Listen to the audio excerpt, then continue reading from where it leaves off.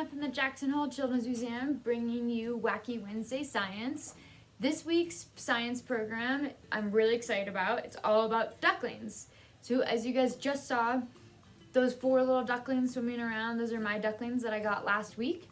We're gonna raise them to lay eggs, and hopefully they will just join right into our farm family. So as you can see, they're obviously adorable, but they're growing so fast. They've almost doubled in size already in just 1 week. They've become much better swimmers. They love the water. I can't keep them out of the water. And I'm learning so much about them, but I still have so many questions. So I've been doing a lot of research about ducklings, and I thought this would be a really good opportunity for you guys to learn with me. So some of my questions that have been coming up are, okay, it's obvious that ducks love water, but what makes them equipped, or what adaptations do they have to be able to deal with the water? Because you see, I have chickens. They hate the water. As soon as it starts raining, they run straight inside their chicken coop. My ducklings, I can't keep them out of the water. So there must be something different about ducks and chicken feathers that makes ducks able to handle the water. So I've been doing a lot of research, and I found this really cool science experiment that I want you guys to do.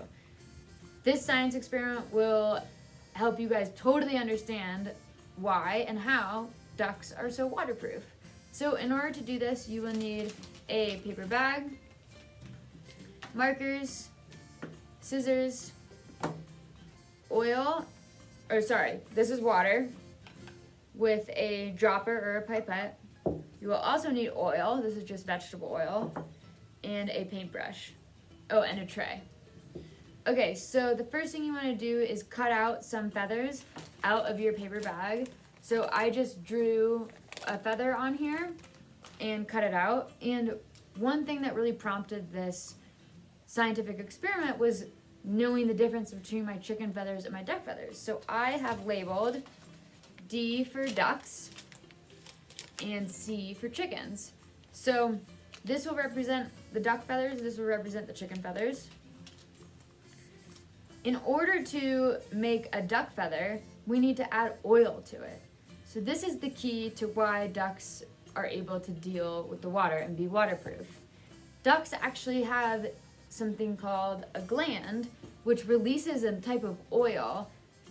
Then the ducks take their bills, ducks have bills, not beaks.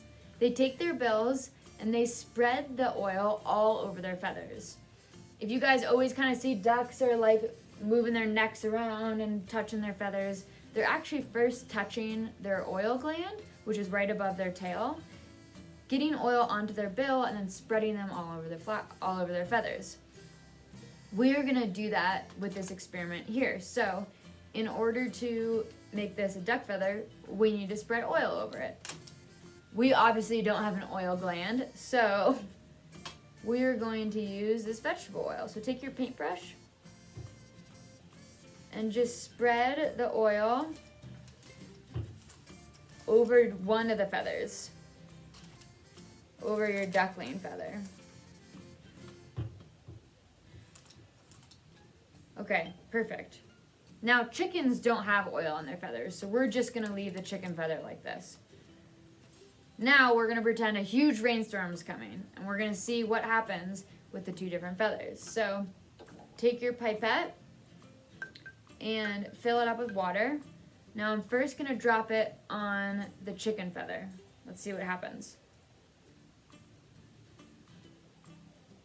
Well, just like you might have guessed, the feather's getting wet. The water is starting to absorb or suck up into the paper bag. I bet in a few minutes this feather will be like really soaking. All right, let's go ahead and try it with the oil.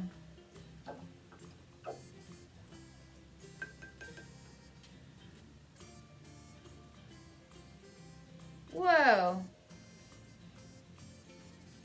The water is not absorbing into the feather at all. It is staying right on top, and in fact, it's forming little droplets and then sliding right off the feather. Let me see if I can get an angle to show you guys.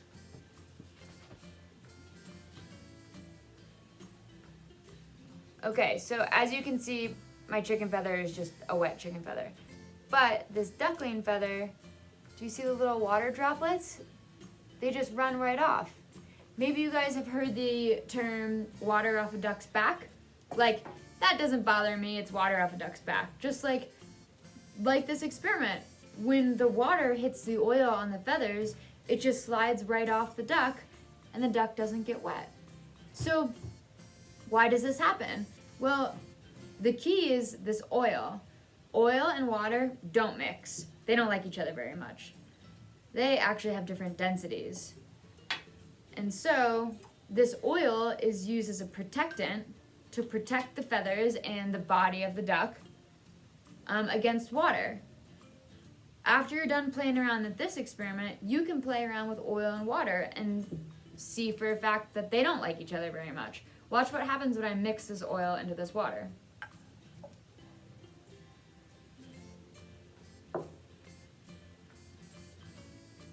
What do you notice? The oil all separated and it's on the top. There's a layer of oil on the top and then water on the bottom. And that's because they have different densities and they will not mix. You can try and mix them, and then just wait like 30 seconds and they'll separate again. So really cool adaptations that ducks have using oil to protect their feathers against getting wet. So I think that is just so awesome. I want you guys to play around with this. I guarantee it will be much more fun when you can actually see it. I'm sure you can't really see what's happening through this video. So go ahead and play around with this. Then, if you want to join me for the next 4 weeks in collecting duckling data, go ahead and go to our website, the jacksonholechildrensmuseum.org or jhchildrensmuseum.org, and print out this duckling data measurement chart. So, because my ducklings are growing so much every week, I thought it would be a really cool science experiment to try and guess and compare how much each duckling is growing every week. So if you see on this data chart, I have my 4 ducklings: Magoo, Noodles, Beetle, and Blueberry. They're 4 different types of ducks, so they might grow up to be different sizes and they might grow at different rates.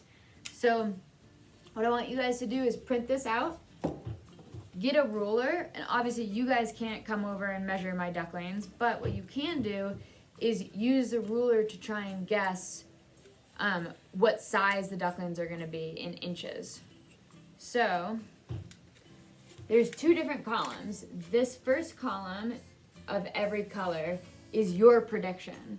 So I want you guys to predict how long you think the duckling's going to be at the end of every week.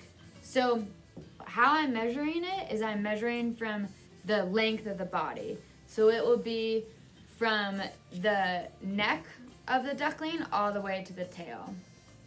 Sound good? Okay, so you guys can go ahead, print this out, and put in your predictions. What size do you think the ducklings are gonna be? Then check in with me every Wednesday, and I will have uploaded a picture of the different size of the ducklings. Now, you guys are gonna go ahead and record the actual measurements right next to your hypotheses or your predicted measurements. Then you guys can compare your hypotheses to the actual conclusion. You can also compare what ducklings are growing faster, which ones are bigger by the end. So it's gonna be really cool, and I think this is a really awesome scientific opportunity. So thanks for joining me, guys. Stay tuned for the next video clip because I'll show you just a little bit more footage of my adorable ducklings. Okay, bye guys.